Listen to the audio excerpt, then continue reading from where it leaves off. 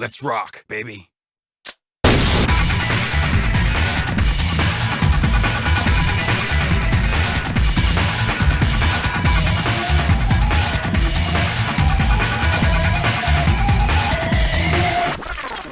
Few games personify the idea of controlling a badass the same way Devil May Cry does. You see, in most cases, the badass role is often given to an explorer or to a first-person shooter. But it wasn't until Devil May Cry came along that the 3D action genre was taken to this new height. I don't want this to sound like a fanboy video, but I am not exaggerating when I say that it was responsible for laying the groundwork for compelling 3D action.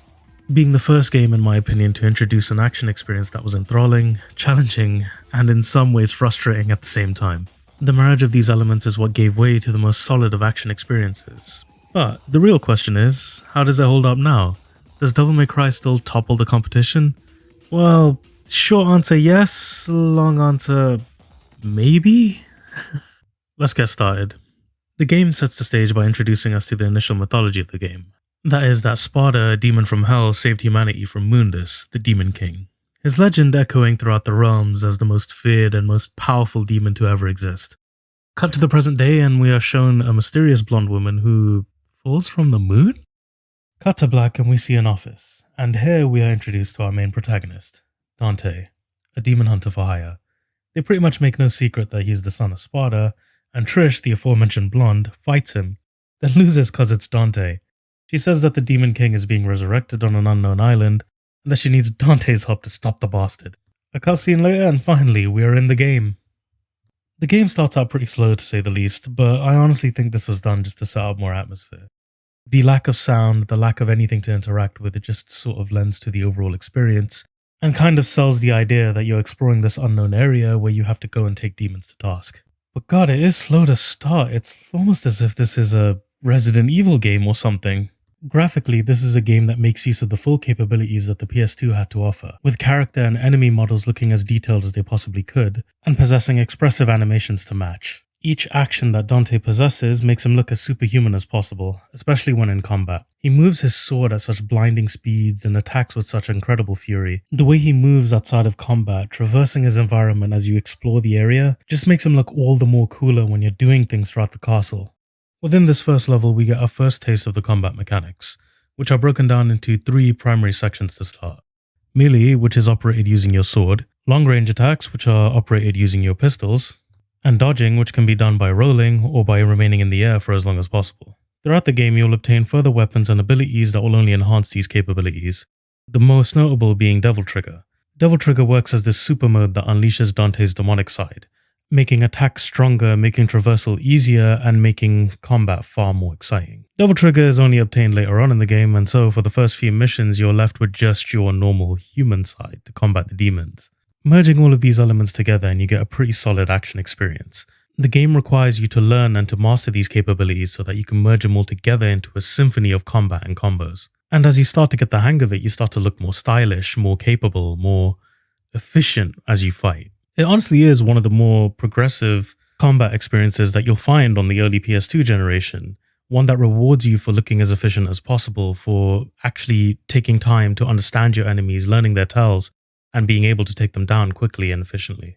Where the game really excels with its combat system is when the bosses are involved. There are 4 primary bosses in the game. Phantom, a giant spider scorpion who, if you ran into in real life, would probably cause you to burn down every house in the vicinity. Griffin, a giant bird who is clearly not loved by his bosses.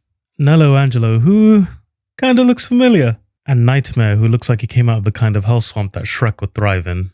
Each of these bosses are encountered various times throughout the game, and each one evolves their tactics based on the abilities that you have obtained. This means in general they are quite unpredictable, and as a result you have to evolve your own tactics in accordance with their evolutions. Admittedly, Nello Angelo is most guilty of this, as he starts out being able to only use a sword and then decides later on that he can attack you with meteor blasts. But these kinds of evolutions do constantly keep you on your toes. While the combat has aged well, what hasn't is the story and the platforming. Let's cover the platforming first, because this, from a 3D perspective, is just completely ridiculous. You never get any sense of any depth perception, so what ends up happening is that you end up missing the platforms completely in most cases. See, in 2D games you can see completely ahead, and that gives you a clear indication of how far everything is. Therefore, you can make it to the next platform. In most 3D games, what happens is you have a 3D controllable camera, and therefore you can check for yourself how far the platform is. Devil May Cry runs on fixed camera angles, and while this is good for thematic reasoning, it's not good for platforming, and you end up missing everything constantly. Something else that really doesn't age well is the way the game introduces variety. It's underwater level. This is not how you do it. See, you can only fire your gun, your needle gun might I add, underwater. Not only that, it's restricted to the lock-on button, and therefore you can't really do much. Plus the swimming is so stiff and strange, and the controls are completely inverted, which is completely uncomfortable for me anyway. This is not how you do it. The story, while not terrible, isn't exactly anything to write home about either. Dante is essentially on a revenge mission after finding out that Mundus is on Malay Island, and exploring the castle means that he is able to make his way to the underworld where he can fight the Demon King. There are some character moments here. Dante does find out that demons can be just as good as humans. This is done through Trish, who is essentially a copy of his mother, and proves to him that demons can in fact be trusted. Dante himself also grows throughout the game. Where it starts out as a revenge mission, Dante starts to build his own resolve. After seeing how Mundus treats his subjects, as well as the revelation that Nello Angelo was in fact his brother.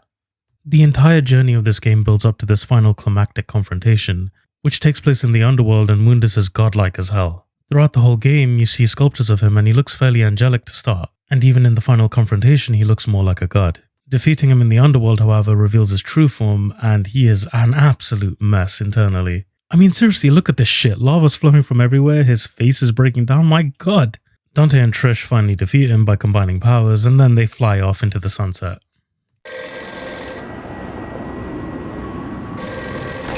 Devil never cry. Yes? Okay, great. Where's the place? We'll be right there. This one has the password. Sounds heavy. Okay, let's get it over with in 10 minutes. Can't let a single one of those suckers live. 5 minutes. More than enough. So to answer the questions from the beginning, does it trump the competition? Does it still hold up today? Well, no, it doesn't trump the competition. I mean, combat games have evolved a whole lot since then, especially in the DMC series. But what it is the starting point for something that grew much grander, something that became much better, something that evolved over time. And for that reason alone, it's worth picking up.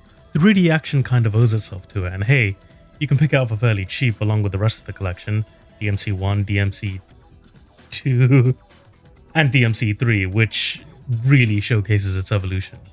Right now though, Devil May Cry 1 kinda stands as the starting point for something better, and I think everybody should experience it, at least once.